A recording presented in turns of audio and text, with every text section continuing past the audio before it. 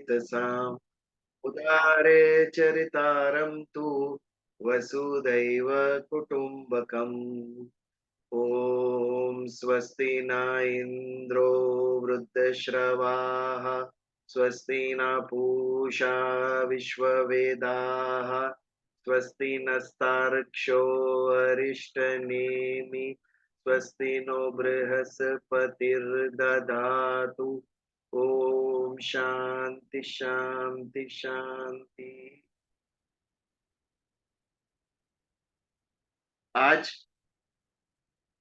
जैसे हमने निश्चय किया था पिछली बार, भजन के स्थान पर नितिन भाई हम रामायण के बारे में कुछ कहेंगे हमें आज। नितिन भाई शुरू कीजिए।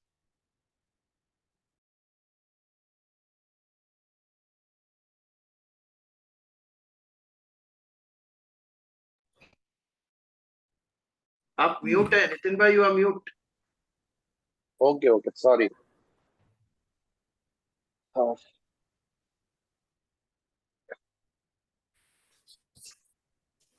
मैं ये समझता हूँ कि हनुमान जी के आशीर्वाद से, प्रभु श्री रामचंद्र जी की कृपा से, गुरु जी के आदेश से और आप सभी सत्संग भाई बहनों के स्नेह से आज ये एक गोल्डन अपॉर्चुनिटी मैं समझता हूँ कि प्रभु श्री राम के बारे में कुछ शेयर कर सकूं।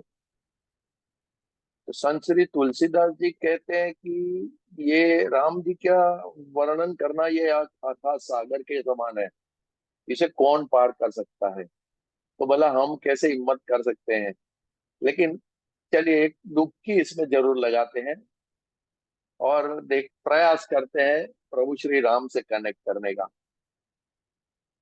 Before I start I just share one more thing कि जब ये डेट आई 22 जनवरी की, तब से मेरे मन में ये विचार आया था कि अपने ये जो सत्संग का ग्रुप है इसमें कुछ रिलेटेड एक्टिविटी हमें सजेस्ट करनी चाहिए।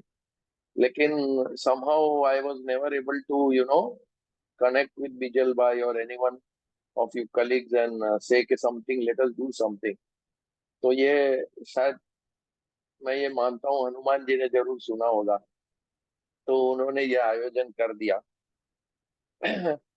तो, तो ऐसा कहा जाता है कि राम भगवान ने कईयों का उद्धार किया त्रेता युग में जब वे अवतारी पुरुष बन के आए थे। लेकिन उनके नाम ने, रामायण ने कई लाखों लोगों का उद्धार किया और उनको प्रभु परमात्मा के मार्ग पे चलने के लिए गाइड किया। और आगे भी लाखों लोगों को वो रामायण जो है वो गाइड करती रहेगी। तो मैं एक छोटा सा प्रयास शेयर करना चाह रहा हूँ आज कि रामायण के सभी, हम सभी रामायण की स्टोरीज जानते हैं। तो रामायण में 7 कांड है। इस कांड का तात्विक अर्थ क्या है ये कुछ शेयर करने की कोशिश कर रहा हूँ। तो सबसे पहले आता है इसमें बाल कांड। तो बाल कांड हमें क्या कहता है। बाल कांड में बाल लीलाएं हैं राम प्रभु जी की। लेकिन ये हमें ये कहता है कि हमारा मन जो है केवल बालक के जैसा होना चाहिए। बालक जो होता है वो परमात्मा को बहुत प्रिय होता है। और जैसे कि हम सभी वैसा ही कहते हैं कि बच्चे में भगवान है। क्यों? क्योंकि उसका मन बिल्कुल साफ है, निर्दोष निर्विकार है। किसी के लिए कोई भी मैलिस द्वेष भाव बच्चे के मन में नहीं होती है। तो इसीलिए वो परमात्मा को प्रिय होते हैं। और उनके मन में जो होता है वही वो बोलते हैं, और जो बोलते हैं वही वो करते हैं। जबकि हमारा हमारा जीवन अगर हम देखें एडल्ट लोगों का, तो हमारे मन में कुछ होता है, हम कुछ करते हैं, कुछ बोलते हैं। We look at the situation, चलो इसको इस तरह से अभी बुरा लग जाएगा, हम इसको इस तरह से मोड़ लेते हैं। तो I mean not that of course we should take such you know decisions, but बच्चे के जैसा मन अगर साफ होगा तब हम प्रभु को बहुत ही प्रिय होंगे। और अगर हमारा मन बच्चे के जैसा साफ है तो हमारा तन अयोध्या बनेगा। इसके बाद में आता है नेक्स्ट अयोध्या कांड। और अयोध्या कांड का अर्थ क्या है कि जहाँ कोई युद्ध न हो उसको अयोध्या कहें। कलह विनानु शरीर के अयोध्या कहवाय छे। यहाँ किसी प्रकार का कलह न हो, ऐसी भूमि को। और अयोध्या जो है वो एक प्योर प्योर डिवाइन भूमि है, एकदम शुद्ध भूमि है। तो यहाँ पे जब प्रभु श्री रामचंद्र जी ने अपना जीवन पसार किया, तो वो किस प्रकार से उनका जो अपने भाइयों के प्रति प्रेम, लक्ष्मण का राम जी के प्रति समर्पण, भरत जी का राम जी के प्रति प्रेम, और राम प्रभु का अपने भाइयों और अपनी सौतेली माता कैकेयी के प्रति प्रेम, ये सारा यहाँ दिखाया गया है। इतने सारे characters, but there was no conflict between them. चाहे किसी भी परिस्थिति में हो, वनवास मिला या राम राज्य मिला, लेकिन उनकी जो दृष्टि थी वो सबके लिए। भाई वो कहते थे कि अगर मेरे भाई को राज्य मिलने वाला हो तो मैं 14 वर्ष नहीं, मैं सारा जीवन वन में गुजार सकता हूँ। तो एक समर्पण भाव है, अपने भाई के प्रति प्रेम। और कहा जाता है बचपन में भी जब भरत के साथ वो खेलते थे, जानबूझ के हार गया करते थे, अपने आप को जिताते नहीं थे, भरत के सामने हार जाते थे वो। तो ये क्या बताता है, अपने घर वालों के प्रति जो प्रेम है उनका। तो अगर आनंद रामायण, अलग अलग रामायण है, उसमें एक आनंद रामायण है जिसमें बताया गया है कि उसमें अलग अलग कांड की अलग अलग फलश्रुति दी गई है। तो कहा गया कि जिसको अपने घर को अयोध्या बनाना हो, उसने अयोध्या कांड का पाठ रेगुलरली घर पे करना चाहिए। और गृहस्थ जीवन के लिए अयोध्या कांड बहुत ही ज्यादा फलदायक है। इसके बाद आता है अरण्य कांड। अब अरण्य कांड में हम सभी जानते हैं, प्रभु श्री रामचंद्र जी 14 साल वनवास को चले गए थे। तो इस कांड में हमें क्या बताया गया कि कुछ समय हमें भी वन में बिताना चाहिए, अपनी वासनाओं के ऊपर हमारा काबू रखना चाहिए, सात्विक जीवन जीना चाहिए। प्रभु श्री रामचंद्र जी ने भी बिल्कुल जो फल आदि वगैरह ही चीजों का जो है उन्होंने उनका निर्वाह किया था। अन्न का, अन्न को नहीं छुआ था। कहते हैं अन्न में रजोगुण होते हैं और रजोगुण से काम उत्पन्न होता है।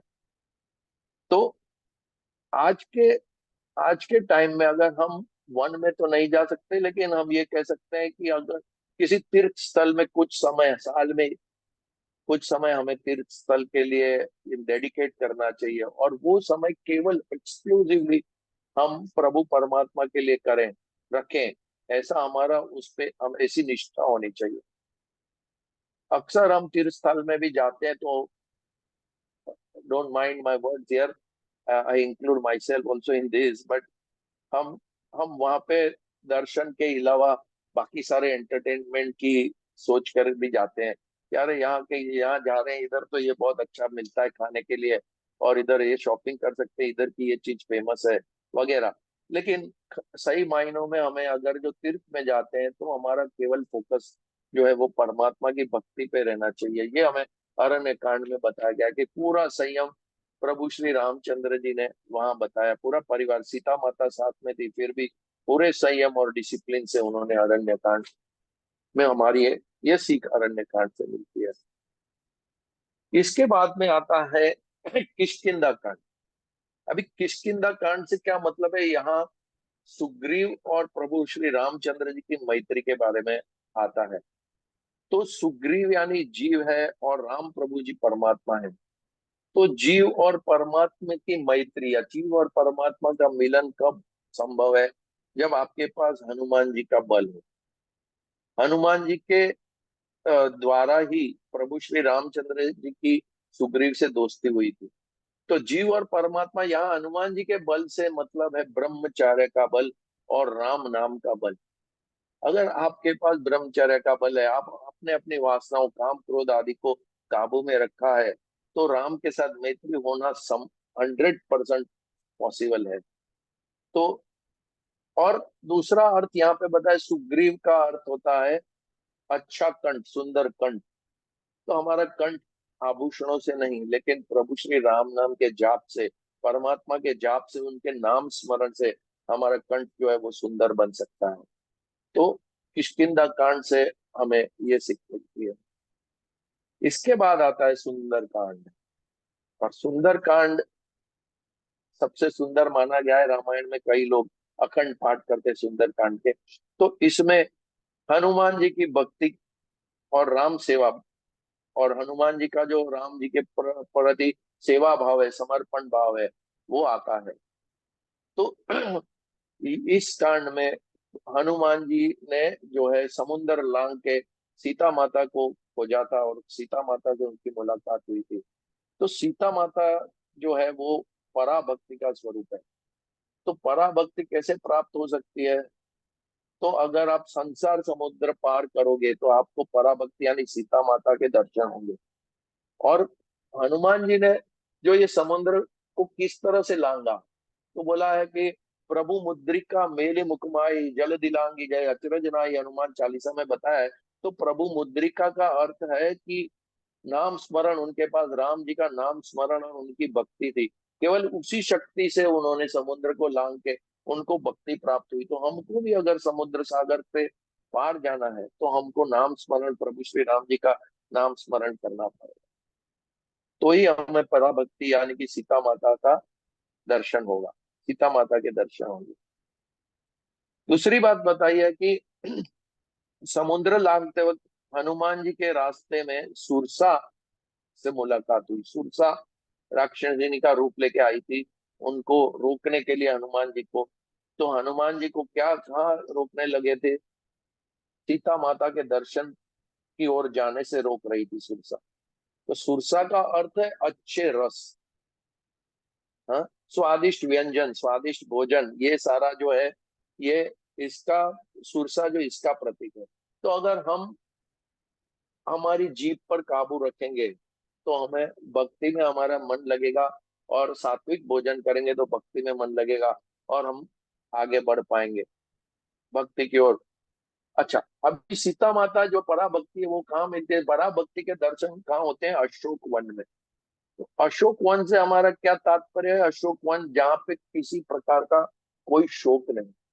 तो कहते हैं कि राम प्रभु जी का नाम लिया और भक्ति प्राप्त हो गई, उसके बाद में आपके जीवन में कोई शोक के लिए कोई स्थान है ही नहीं। तो अगर आपको भक्ति प्राप्त करनी हो तो इस तरह की तपस्या करनी पड़ेगी, सात्विक भोजन करना पड़ेगा। और इसके बाद जब आप लंका कांड में प्रवेश करोगे तो इन्हीं सारी शक्ति, भक्ति, तपस्या की शक्ति, सीता माता की भक्ति और ये सारा लेते हुए ही आप राक्षस का नाश किया राम प्रभु ने इस कांड में।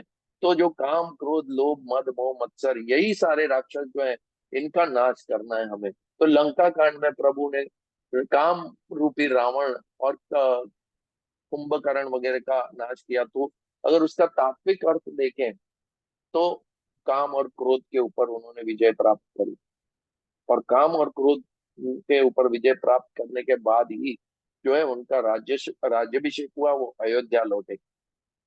और उसके बाद अंत में आता है उत्तरकांड। अगर इस प्रकार का हमारा जीवन हो, काम क्रोध और ये आदि राक्षसों का हम अगर नाश करेंगे तो हमारा उत्तर जीवन जो है वो सुंदर होगा। यही हमें उत्तरकांड बताता है कि भाई अगर आपका आपका उत्तर तो अवस्था जो आपकी है उसको अगर सुंदर बनाना है तो आपको इन सारे राक्षसों का नाश करना पड़ेगा, काम क्रोध आदि का नाश करना पड़ेगा। और जब तक ये राक्षस ना न मरे तब तक हमें उत्तरकांड में प्रवेश नहीं मिलता है, यानी कि हमारे को सीता माता की, राम प्रभु जी की भक्ति प्राप्त नहीं होती है। और ये सब काम हमें कभी करने हैं, कभी इन राक्षसों को मारना है? हमारे यंग यूथ में ही मारना है, व्हेन वी आर यंग। प्रभु श्री राम यंग थे जब उन्होंने तपश्चर्या करी वन में, सात्विक भोजन और आहार वगैरह सात्विक किया और इन राक्षसों के ऊपर काबू पाया, तभी उनका राज्याभिषेक हुआ, वे अयोध्या लौटे। तो बस इसी बात से यही शेयर करना था। और जैसे बोलते हैं कि भाई प्रभु श्री राम जी को बुलाने से वो तुरंत आ जाते हैं, अगर केवल बुलाने वाले की जो निष्ठा कितनी स्ट्रांग है, काकू नहीं मानो दरगाह। तो तो आइए एक छोटा सा भजन आज मेरी डॉटर इन लॉ को मैंने बोला है कि वो प्रस्तुत करेगी, तो देखें हम भी सब सारे मिलके राम प्रभु जी को आवाज लगाते हैं। 22 तारीख को तो वो आ ही रहे हैं, और वैसे वो कहीं नहीं गए थे, वो सारे हमारे दिल में सदियों से हैं और रहेंगे। Give me just 1 minute. Puja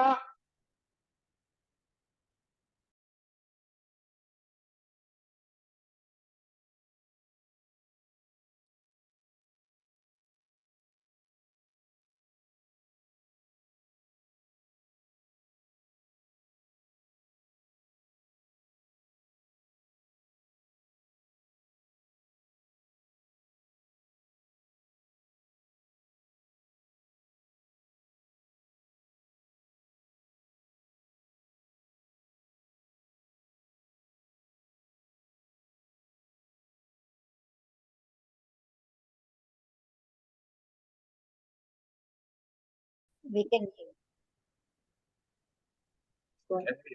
Yeah, we can hear. आपकी प्रॉब्लम है। राम नाम अति मीठा है, कोई गा के देख ले। राम नाम अति मीठा, कोई गा के देख ले। आ जाते हैं राम, कोई बुला के देख ले। आ जाते हैं राम, कोई बुला के देख ले। ये मन है भगवान का मंदिर, मैल नहाने देना। ये मन है भगवान का मंदिर, मैल नहाने देना। तेरा जन अनमोल है, इस व्यर्थ गवा न देना। तेरा जन अनमोल है, इस व्यर्थ गवा न देना। राम नाम की महिमा कोई गा के देख ले। राम नाम की महिमा कोई गा के देख ले। आ जाते हैं राम को बुला के देख ले।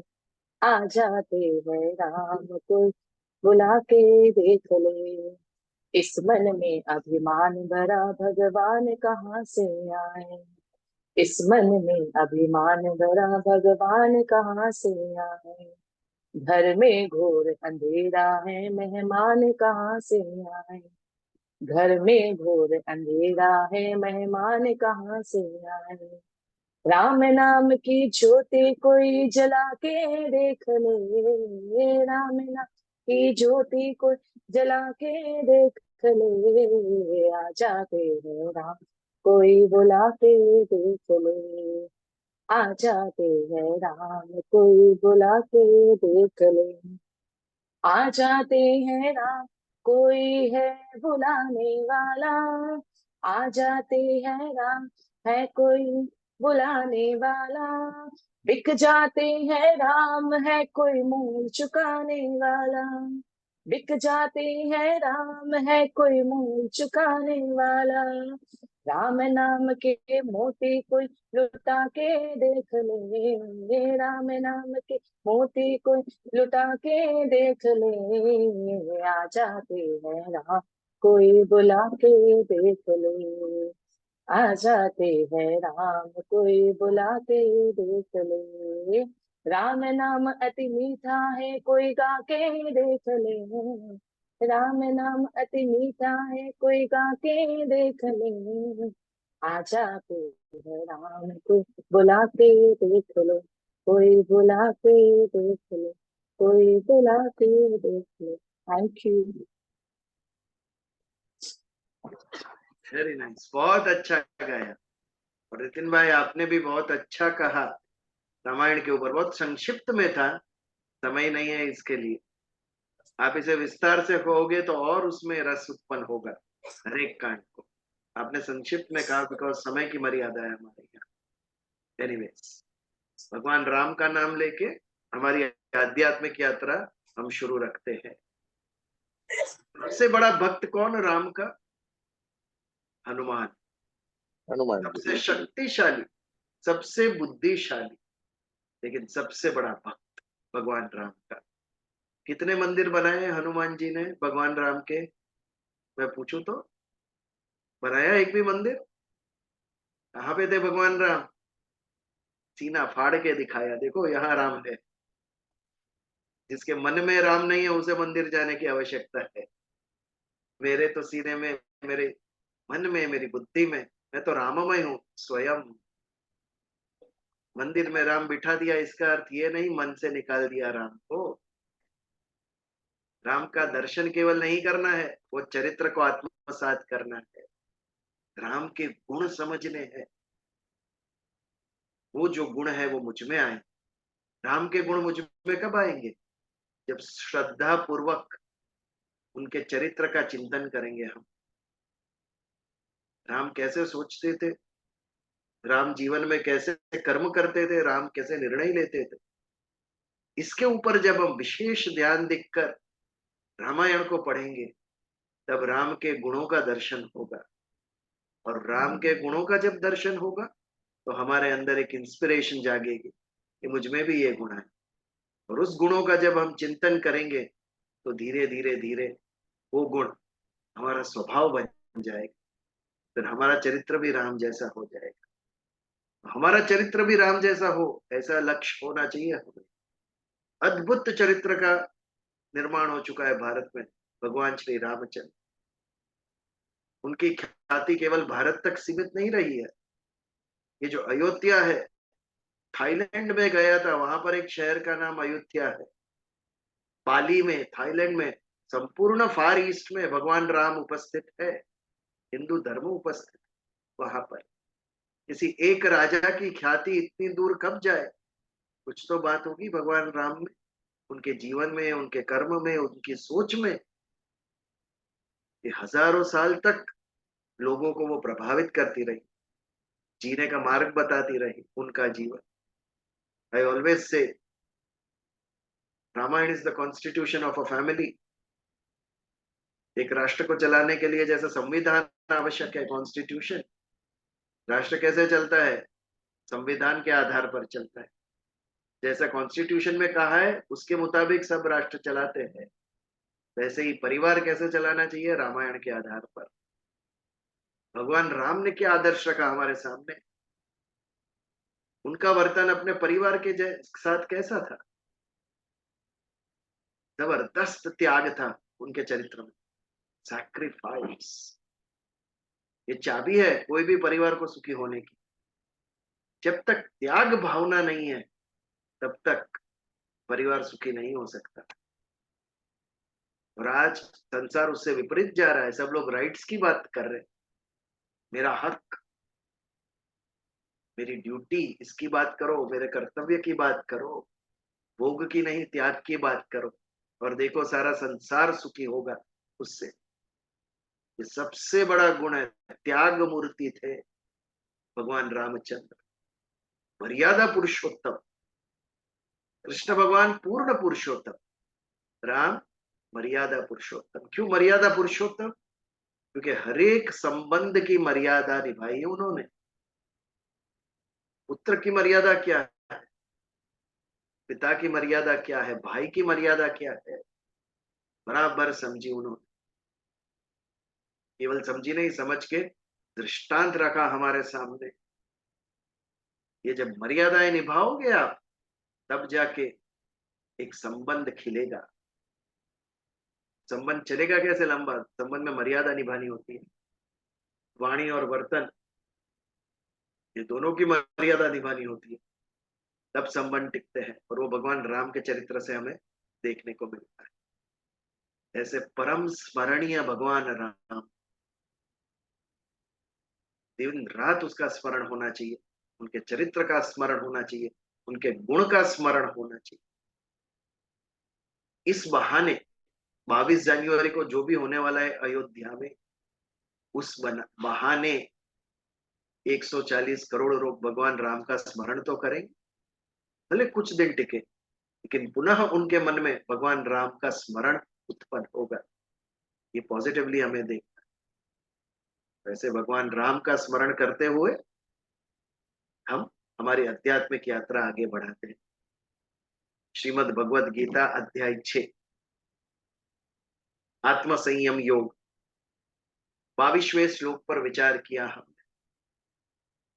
यम लब्ध्वा चा परम लाभम मन्यते नादिकम ततः। ये जो अपरम लाभम लब्ध्वा, कौन सा लाभ था? जब चित्त हमारा, जब मन संसार से उपराम होकर, संसार से दूर हटकर, संसार के भोग विलास से दूर हटकर जब आत्मा में स्थित होता है, तो आत्मा से उसे किसकी अनुभूति होती है? अत्यंतिक सुख की अनुभूति होती है, अतीन्द्रिय सुख। हम इंद्रिय सुख के पीछे लगे हुए हैं, सारा जीवन इंद्रिय सुख प्राप्त करने के लिए बिता दिया हम। ये खाना है, ये देखना है, ये सुनना है, ये पहनना है, यहाँ जाना है, ये सब इंद्रिय सुख। उसको ही परम समझा हमने, उसको महत्व दिया, उसके लिए जो अत्यंतिक सुख है वहां तक पहुंच ही नहीं सके हम, उसके प्रति हमारा लक्ष्य ही नहीं गया। क्योंकि इंद्रिय सुख का जो बंधन था उसी में घूम गए हम लोग। इसका कारण हमारी बुद्धि संसार से ऊपर उठी ही नहीं, संसार के गुणों में ही रची पची रही, राजसी सुख में रची पची रही। उसके कारण इंद्रिय सुख से ऊपर मनुष्य उठ नहीं सका। तो जब आत्मा में स्थित होकर अत्यंतिक सुख की अनुभूति होती है, तो योगी के मन में, ध्यान योगी के मन में क्या बात आती है? यम लब्ध्वा च अपरम लाभम मन्यते न अधिकम ततः। अपर यानी दूसरा, ये जो लाभ था, लभंते यानी प्राप्त होना, ये जो अत्यंतिक सुख प्राप्त हुआ मुझे, इससे बढ़कर कोई भी सुख नहीं है, इससे अधिक कोई भी सुख नहीं। ये मान्यता उसके मन में आती है। और लब्ध्वा किसे कहते हैं? लभंते, लब्ध्वा। कोई वस्तु प्राप्त करने को लब्ध्वा या लभंते नहीं कहते हैं, बहुत बड़ा शब्द है। जब चैतन्य तत्व से अनुभूति होती है हमारी, उसे लभंते या लब्ध्वा कहते हैं। इसके लिए यहाँ पर जो आत्मिक सुख है उसकी प्राप्ति को लब्ध्वा कहा है। यहाँ पर कोई वस्तु प्राप्त होना बहुत तुच्छ है, परम तत्व का दर्शन होना, इसे लभंते कहते हैं। तो यम लब्ध्वा चापरम लाभम मन्यते नाधिकम ततः यस्मिन स्थितो न दुखे न। इसमें जो स्थित होता है, परम तत्व में, आत्मा में जो स्थित हो गया, न दुखे न गुरुणापि। गुरु यानी पिछली बार हमने देखा, उसकी व्याख्या देखी। गुरु कौन? उसका लौकिक अर्थ, शब्दार्थ क्या है? गुरु, गुरु यानी बड़ा, लघु यानी छोटा, उसका ऑपोजिट। गुरुता ग्रंथि, लघुता ग्रंथि, इसके ऊपर भी हमने बात की थी पिछली बार। Superiority complex, inferiority complex. बड़ा यानी गुरु, जो अंधकार मिटाता है, अज्ञान रूपी अंधकार, वो भी गुरु। गुरु के 4 कार्य है जो सहज होते हैं। पहले स्वयं ज्ञान प्राप्त करता है, सुनने से, पढ़ने से समझता है। उसके बाद अन्य को समझाता है। जो मैंने सीखा सिर्फ मेरे तक ही मैं रखूं तो मैं स्वार्थी। निस्वार्थ भाव से ऑन टू द लास्ट, निस्वार्थ भाव से लेके जाना है ये ज्ञान। मेरे जीवन में जिस ज्ञान ने सुख शांति लाई, वो सबको प्राप्त हो, इसके लिए कर्म करना पड़ेगा। ज्ञान जो प्राप्त किया, अन्य तक ले जाने के लिए कर्म करना पड़ेगा, अन्य को समझाना पड़ेगा। वो भगवान कृष्ण की भी यही इच्छा थी। भगवान कृष्ण के लिए उपवास रखने से भगवान कृष्ण का उपदेश अन्य व्यक्ति तक ले जाना बड़ी बात है। भगवान की भी यही इच्छा थी, ये जो ज्ञान है वो मनुष्य मनुष्य तक पहुंचे। इसीलिए भगवत गीता में कहीं भी नहीं लिखा, भगवान ने अर्जुन को नहीं कहा कि मेरा मंदिर बना, फूल चढ़ा, पानी चढ़ा, मेरे लिए उपवास रख, व्रत रख, नथिंग। ये जो मेरा ज्ञान या मेरा उपवास, ये उपदेश है, अन्य तक ले गया, वो मेरा सबसे बड़ा भक्त। ये हर सप्ताह हम कृष्ण भक्ति करते हैं ज्ञान मार्ग से। ज्ञाने न पूजित, ज्ञान से पूजन करते हैं हम भगवान कृष्ण का। गुरु हमें ज्ञान से पूजन कराता भगवान कृष्ण का। खुद सीखना, समझना और अन्य को समझाना ये आसान है, कठिन नहीं। लेकिन इसके बाद के जो 2 चरण है अत्यंतिक कठिन। वो ज्ञान जीवन में उतारना। जो ज्ञान मैंने पाया है, दूसरों को समझाया है, वो मेरे जीवन में उतरे, मेरा चरित्र वैसा निर्माण हो, मेरी सोच बदले। ये तीसरा चरण। और अत्यंतिक कठिन, सबसे कठिन चौथा चरण। जिसको सुनाया है, जिसको समझाया है, उसका चरित्र भी बदले। उसमें भी परिवर्तन आए, उनका जीवन भी बदले। हमारी केवल वाणी से, हमारे विचार से अन्य का जीवन यदि बदलता है, इससे बड़े कोई बात नहीं है विश्व में। अन्य कितने भी मटीरियलिस्टिक गोल आप अचीव कर लोगे, लेकिन किसी अन्य का जीवन बदलना सबसे कठिन और सबसे इंपॉर्टेंट बात है। क्यों आज हम राम को याद कर रहे हैं, क्यों कृष्ण को याद कर रहे हैं, क्यों हमारे ऋषि मुनियों को आज भी याद कर रहे हैं इतने हजारों साल के बाद? उन्हें मनुष्य का जीवन बदला, हमारे अंदर संस्कार डाले, कैसे? धर्म के द्वारा। तो धर्म रूपी पारसमणि लेकर आए। हम जो जंगली अवस्था में जी रहे थे, असभ्य अवस्था में जी रहे थे, हमारे तक आए और धर्म रूपी पारसमणि से हमारे जीवन को बदला, हमारे अंदर की पाश्विक वृत्ति निकाली और मनुष्यत्व जो दबा पड़ा था उसे खिलाया। आसुरी गुण हमारे दुर्गुण निकाले और दैवी गुण हमारे अंदर से बाहर खींच के लाए, धर्म के द्वारा, ज्ञान के द्वारा। तो ये कार्य है गुरु का, खुद सीखना, दूसरों को सिखाना, खुद में परिवर्तन लाना और अन्य में परिवर्तन।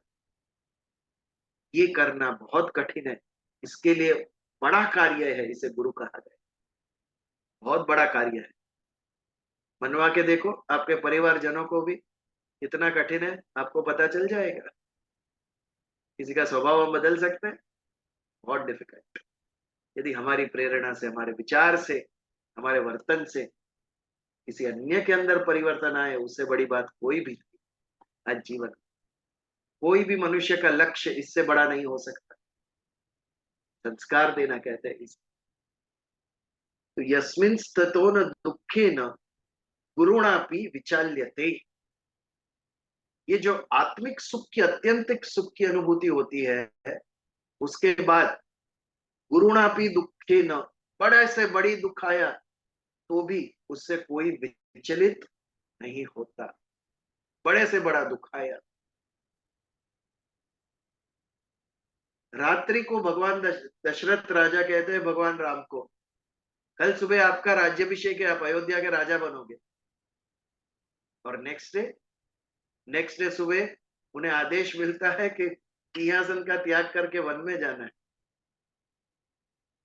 ये कोई छोटा दुख? 14 साल वन में रहना।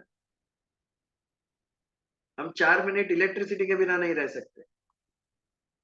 भगवान राम ने 14 साल वन में गुजारे, फिर भी उनके मुख पर दुख नहीं है, उनकी वाणी में निंदा नहीं है, कहीं पर भी उन्होंने कंप्लेन नहीं की।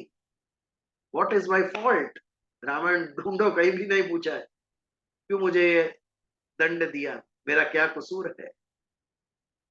सारे विश्व ने, अयोध्या ने निंदा की, कई कई ने, केवल एक व्यक्ति ने नहीं किया, राम ने। कई कई की निंदा। ऐसा चरित्र था भगवान राम। इतना बड़ा दुख आया फिर भी न विचले रहते, क्योंकि वो तैयार किया हुआ कैरेक्टर था। वशिष्ठ ऋषि, विश्वामित्र, इन सभियों ने राम को संस्कार दिए थे, बचपन से कैरेक्टर तैयार किया था उन लोगों, जो राजा बनने के योग्य हो, जो आदर्श हो, सद्गुण भरे हुए थे उनके अंदर। तो बड़े से बड़ा दुख आए। पहले तो संतों की, ऋषियों की बहुत फिल्म्स आती थी, आजकल तो अभी आती नहीं एक भी इस प्रकार की। बट वो पिक्चर देखो, संत ज्ञानेश्वर, संत तुकाराम, ये सब, तो हमें पता चले नरसिंह मेहता, इतना दुख था इनके जीवन में, इतना दुख होने के बाद विचलित नहीं हुए कभी भी, क्योंकि वो अमृत रस वो चख लिया था उन्होंने। ईश्वर से एक रूप होकर जो आनंद मिलता था, परम आनंद, सात्विक आनंद, उसकी अनुभूति की थी उन्होंने। इसके लिए बड़े से बड़ा दुख उन्हें विचलित नहीं कर सका। हमें छोटे से छोटा दुख भी रुला देता है। बाई ना आ जाए तो भी आंख से पानी देखा है मैंने लोगों के। आज नहीं आने वाली है हाउसमेट, बाई नहीं आने वाली, रोना आ जाता है लोग को। अरे इतनी छोटी सी बात, इससे विचलित हो गए, पाई नहीं आ रही है, हम कर डालेंगे काम, कौन सी बड़ी बात है ये। क्योंकि हमारा मन भगवान में नहीं है, इसके लिए सांसारिक चीजें हमें सुखी और दुखी करके जाती है। यदि मन में भगवान बसे हो तो ये चीज हमें दुखी ना कर सके। व्यक्ति स्ट्रांग बनता है उससे। मननात् त्रायते इति मंत्र, भगवान के जब मंत्र बोलते हैं तो मन का रक्षण करता है वो मंत्र। भगवान का स्मरण हमें सशक्त बनाता है। रटन करके देखो आप, एक मानसिक शक्ति की अनुभूति करोगे आप। हनुमान चालीसा बोलिए जोर से आप, ना आपके अंदर शक्ति आ जाए तो कहो, आपको लगेगा मैं अकेला नहीं हूं, भगवान है मेरे साथ। ये अनुभूति बहुत इंपॉर्टेंट है। यदि अंधेरे में कहीं जाना हो हमें, अकेले को डर लगेगा, लेकिन साथ में और कोई दूसरा मित्र हो तो बिल्कुल डर नहीं लगेगा। एक मित्र साथ में है, ये अनुभूति से डर अगर चला गया तो भगवान मेरे साथ है, ये मन में अनुभूति बैठ जाए तो दुनिया का कोई भी डर मुझे हिला ना सके। ये मन में भगवान आते ही नहीं है, मन में भोग ही आते हैं। और हम लोग एक्सपर्ट है, टेक्नोलॉजी ने इतने सारे भोग रोज नए नए नए निर्माण करते जाते हैं कि आदमी उसमें ही उलझा हुआ बाहर ही नहीं निकलता है। तो इस प्रकार चित्त को स्व में, आत्मा में स्थित करना है, तब जाके इंद्रिय सुख से हम दैवी सुख के तरफ हमारा दर्शन होगा, भगवान का दर्शन होगा। और ये इतना बड़ा सुख है कि इसमें एक बार स्थित हो गए तो बुरे से बुरा दुख, बड़े से बड़ा दुख हमें विचलित नहीं करेगा। ये था हमारा 22वां श्लोक। वहां से आगे बढ़ते हैं 23वें श्लोक की तरफ। यदि आपके सामने है तो आप भी पढ़िए। तन विद्या दुख संयोग वियोगम योग संजिग्नतम स निश्चयेन योक्तव्यो योगो अनिर्वण चेतसा। तन विद्या दुख संयोग वियोगम योग संज्ञितम, योग की संज्ञा की, संज्ञा यानी उसको नाम दिया।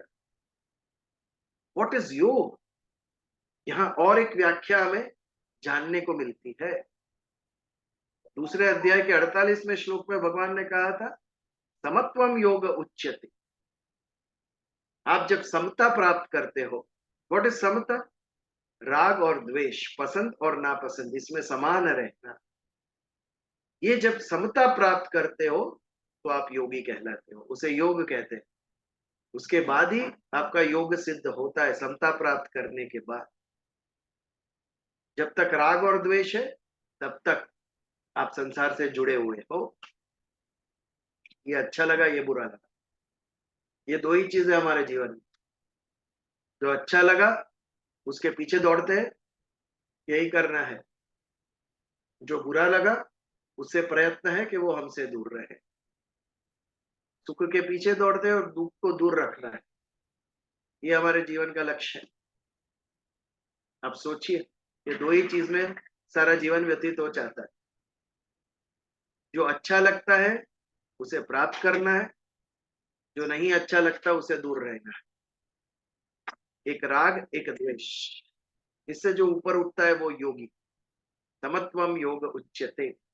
यहाँ पर और एक व्याख्या की, तम विद्य, विद्या यानी जानो, आप जानो। दुख संयोग वियोगम, व्हाट इज दुख संयोग वियोगम, दुख का संयोग कब होता है नीता में? સંસાર સાથે શરીરનો જ્યારે સંબંધ બંધાય ત્યારે करे दुख और सुख कब हम भोगते हैं? जब हमें ये शरीर जो प्रकृति से मिला है उसे हम अपना जान लेते हैं, ये शरीर ही मैं हूं। यदि हम ये समझने लगे, ये भ्रांति हमारे मन के अंदर आ गई तो शरीर के द्वारा जो भी सुख और दुख हम भोग रहे हैं उससे हम जुड़ जाएंगे। विचार करके बताओ मुझे, दुख शरीर भोगता है कि आत्मा भोगता है? सुख शरीर भोगता है कि आत्मा भोगता है? हमारा शरीर भोगता है। आत्मा तो ना दुखी है ना सुखी है, वो तो अलिप्त है, उसे इससे कुछ भी लेना देना नहीं, दृष्टा है केवल। He is the power, battery recharge करता है खाली इस शरीर की। वो बैटरी रिचार्ज हो जाती है, इसके लिए हमारे शरीर के सारे अवयव काम करते हैं। जिस दिन वो बैटरी समाप्त हो जाती है, खत्म, ये जड़ शरीर 2 दिन में नाश हो जाता है उसका। तो ये दुख का जो संयोग है वो कैसे होता है? जब हम संसार से जुड़ते हैं, संसार से जुड़ गए यानी संसार को महत्व देने लगे। मैं आत्मा हूं ये भूल जाते, मैं शरीर हूं, ये अगर इसको महत्व दिया तो सभी इंद्रिया विषयों में दौड़ेगी, और वहां से सुख भी मिलेगा, वहां से दुख भी मिलेगा। आदि भौतिक, आदि दैविक, आध्यात्मिक, 3 प्रकार के, आदि दैवी, आदि भौतिक और आदि आध्यात्मिक। उससे हम जुड़ गए। तो इस जो संसार से जुड़ने के बाद जो दुख का संयोग हुआ, इससे वियोग करना, ये योग है। जो दुख शरीर जो दुख भोग रहा है, क्यों? क्योंकि वो संसार से एक रूप हो गया। मैं शरीर हूं, ये संसार सत्य है, आत्मा मिथ्या है। जब ये विपरीत भावना मन के अंदर आती है, सत्य क्या है? ब्रह्म सत्य, जगत मिथ्या। लेकिन ब्रह्म दिखता नहीं है और जगत दिखता है, तो मन में भ्रम उत्पन्न हुआ कि ब्रह्म मिथ्या, जगत सत्य। जब ये भ्रम उत्पन्न होता है, इसे विपरीत भावना कहते हैं। जो असत है वो सत दिखता है, और जो सत है वो असत लगता है। ये विपरीत भावना भ्रम उत्पन्न करती है। इसके कारण हम मानने लगते हैं कि ये संसार सत्य है, और इसके लिए संसार से आने वाले सब सुख और दुख, उसको हम सच मानने लगते हैं। उससे हम एक रूप हो जाते हैं, और वो पीड़ा और दुख सहन करते रहते हैं संसार के अंदर। इस दुख संयोग का वियोग करना, यानी उसको दूर हटाना, उस दुख से दूर हट जाना, उसे योग कहते हैं। तम विद्य दुख संयोग वियोगम योग संगनी तम। इसे योग की संज्ञा, योग की व्याख्या, संसार से एक रूप होकर जो दुख उत्पन्न होता है, उस एक रूपता को तोड़कर उसका वियोग करना, अर्थात सेम बात, आत्मा में स्थित होना, संसार से विमुख होना, संसार से संबंध का विच्छेद कर देना, संबंध काट देना, और अध्यात्म में स्थित होना, ये योग है। बहुत सुंदर, इसे योग कहेंगे। सभी दुखों का अंत, सभी सुखों का अंत। हम स्वार्थी है। हमें हमें क्या चाहिए? हमें चाहिए कि सुख ही सुख मिले और दुख आए ही नहीं। ये संभव ही नहीं। ये मनुष्य लोक है, और यहाँ पर रात्र और दिवस के समान सुख और दुख का चक्र चलता ही रहेगा। नहीं मांगोगे तो भी आएगा दुख, नहीं मांगोगे तो भी आएगा सुख। जैसे बादल आते हैं और जाते हैं, वैसे ही सुख और दुख आएंगे और जाएंगे।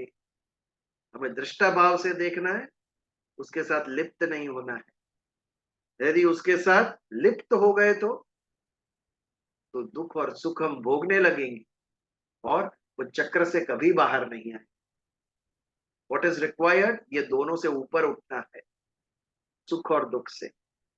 स निश्चयेन योक्तव्यो योगो अनिर्विर्ण चेतसा। चेतसा यानी मन, मन को उसमें से उपराम किए बिना योग के मार्ग पे चलते रहना है। निश्चयेन, निश्चय करना है। योक्तव्यो यानी करना है। क्या करना है? ध्यान के मार्ग पर, योग के मार्ग पर बिना विचलित हुए,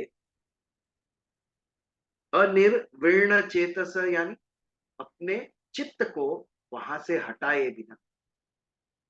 हम कंटाल जाते हैं कोई भी चीज, 1 घंटा अभ्यास करते हैं, उसके बाद लगता है चलो घूम के आते हैं, बहुत हो गया। ये क्या हुआ? चित्त थक गया, मन थक गया, क्योंकि मन को हमने बांध दिया। उसका जो स्वभाव है उससे विपरीत किया। मन का स्वभाव है कूदे, उड़े, भागे, दौड़े। मन को ये चाहिए। वो मन को बांधकर हमने एक पुस्तक के अंदर लगा दिया। आधा घंटा, पौना घंटा, 1 घंटा, उसके बाद विद्रोह होगा। भागो यहां से, घूम के आओ, चाय पी के आओ।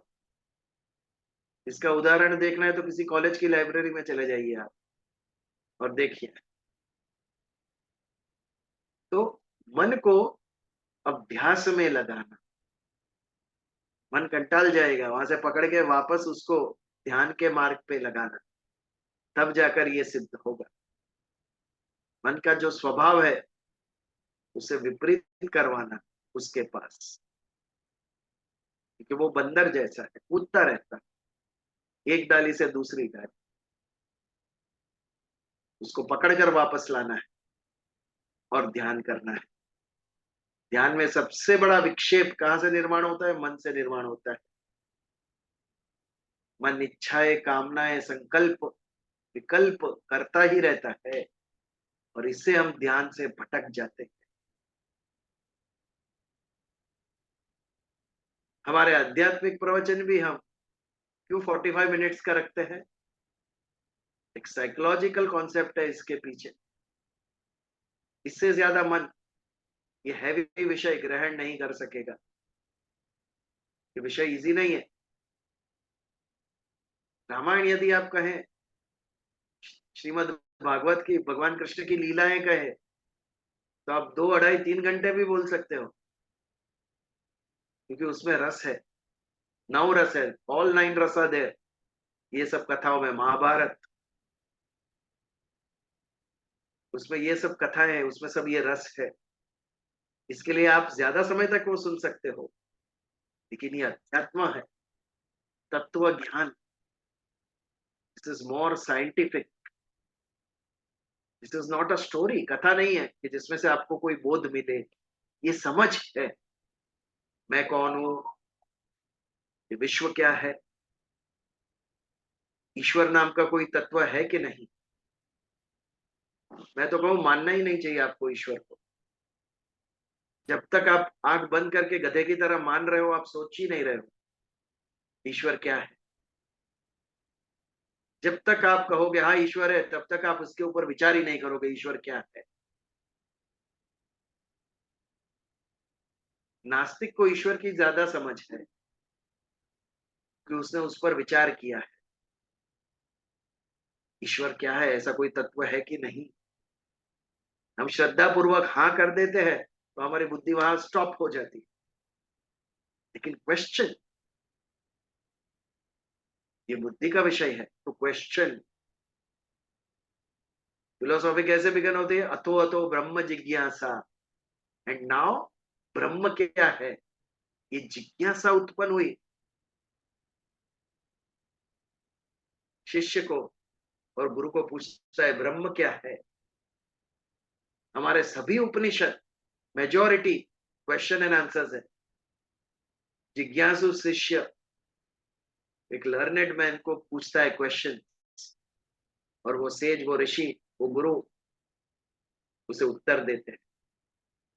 कठोपनिषद या केनोपनिषद में नचिकेत और यम का संवाद है।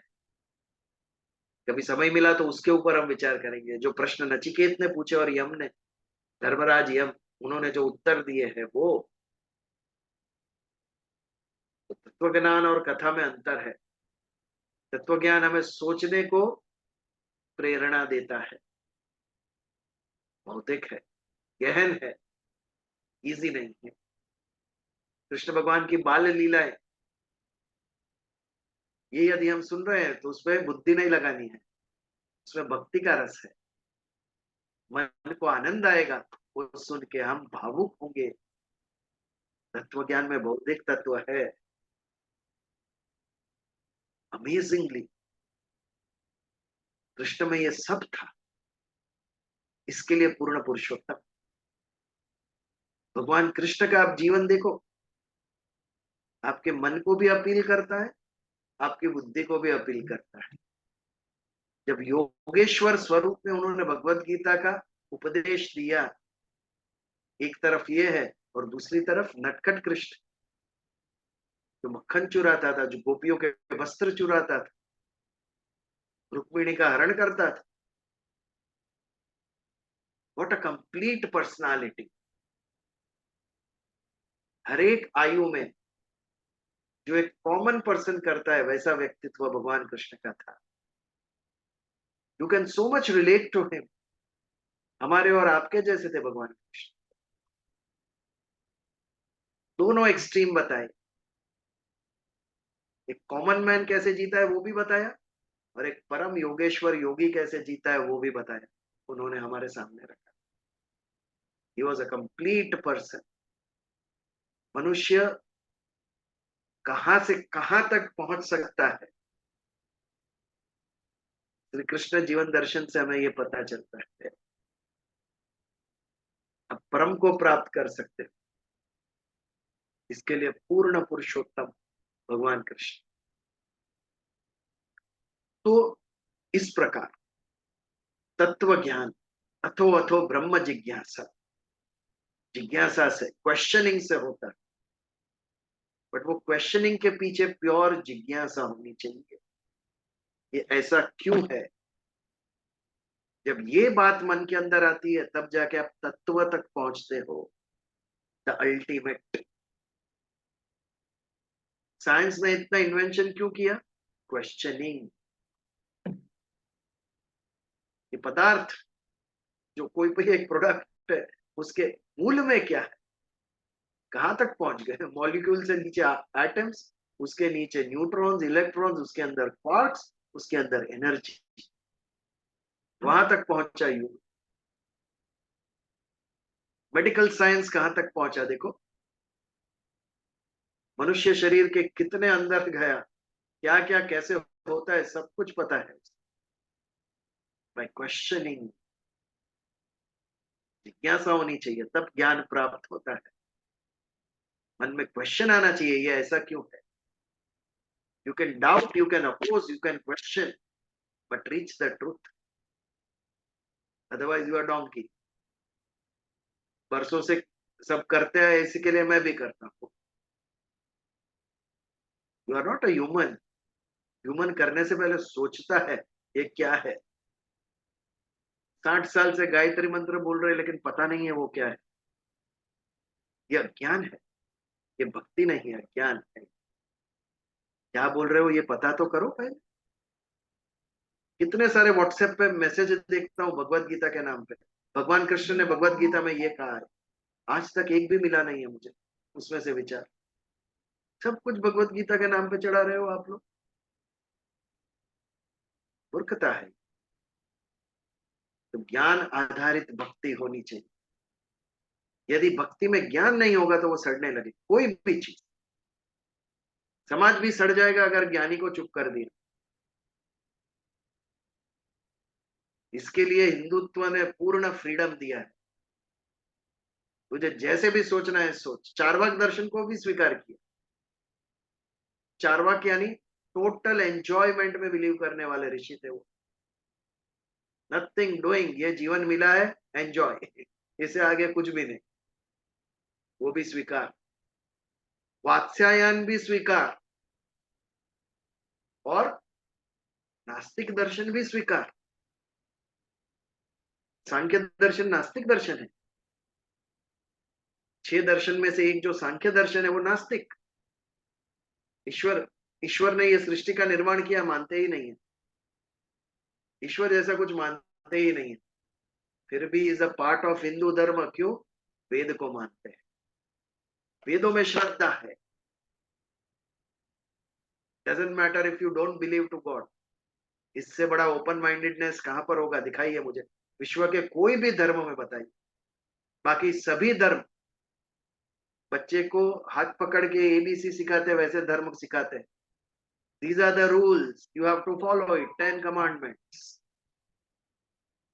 हिंदुओं ने कहा नथिंग डूइंग, जैसे तुझे फॉलो करना है कर, बट रीच टिल गॉड।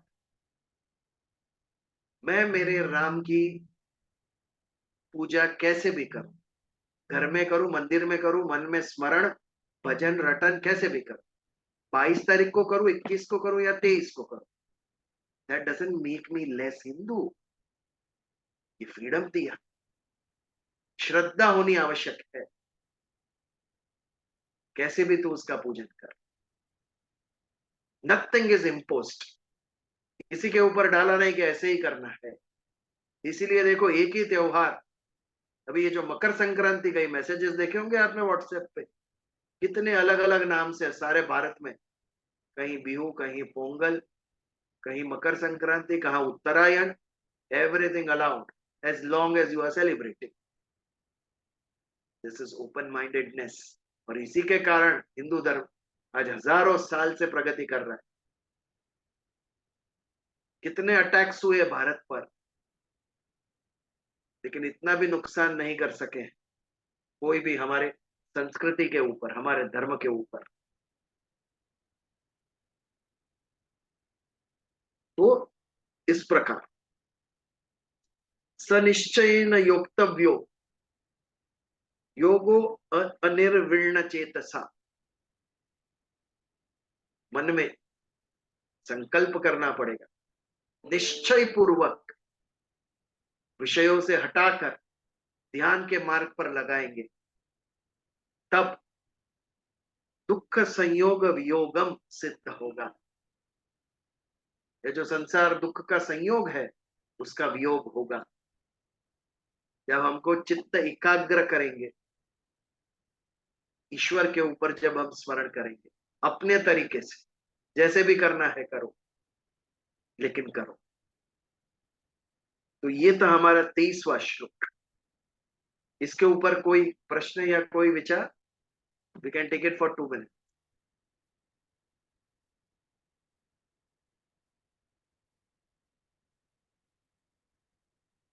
फिर प्रार्थना करें। ये जन्म में तो ये लेवल पे नहीं पहुंच पाएंगे, but at least we can be on the path Which level? of not getting affected by so-called staying calm and everything. But yes, we can work towards not getting carried away with either of that, right? See, भगवान ने एक top most level दिखाया, तू यहां तक पहुंच सकता है। This is ideal, this is आदर्श, उच्चतम। ये आंखों के सामने रख के हमें चलना शुरू करना है, फिर पता चलेगा आप कहां थे और कहां पहुंच गए। और ये जो आध्यात्मिक जर्नी है, वो एक जीवन में कभी कंप्लीट नहीं होती है। आज यदि 20 लोग रेगुलरली मिल रहे हैं, वो पिछले जन्म के आपके कर्म है कि ये जन्म में आपको ये चीज आकर्षित करती है, आपको उसका महत्व है, ये है, इसके लिए यहाँ पर हम एकत्रित होते हैं। तो लगे रहो संसार में। विजय संसार, सॉरी, नहीं एक જ મિનિટ। हाँ बोलो बोलो। જેટલો હાજી, શરીર સંસારને ભાવ ઓછો થાય જેટલો શરીર ભાવ ઓછો થાય હા, તેટલું આ એચીવ કરવાનું डेफिनेटली, कारण પોસિબલ કે થાય. સૌથી મોટો બાધક એ જ છે।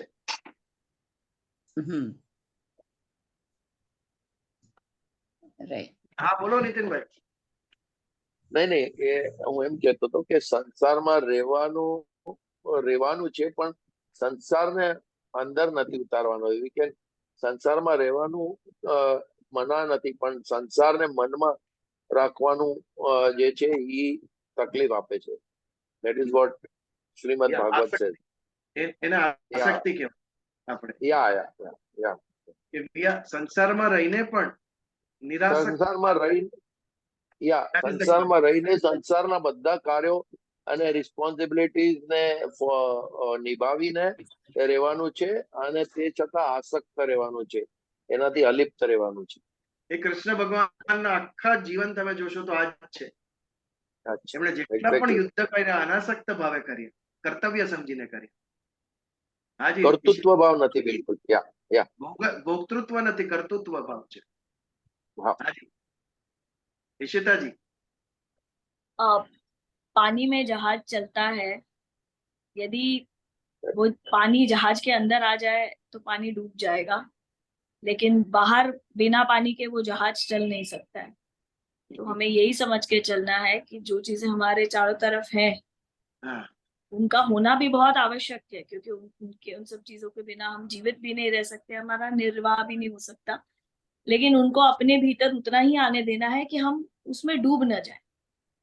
एक बड़े से जहाज में 10 बाल्टी पानी आ जाएगा, कोई प्रॉब्लम नहीं आएगी, लेकिन 10 लाख गैलन पानी आ जाएगा तो वही जहाज उसी पानी में डूब जाएगा.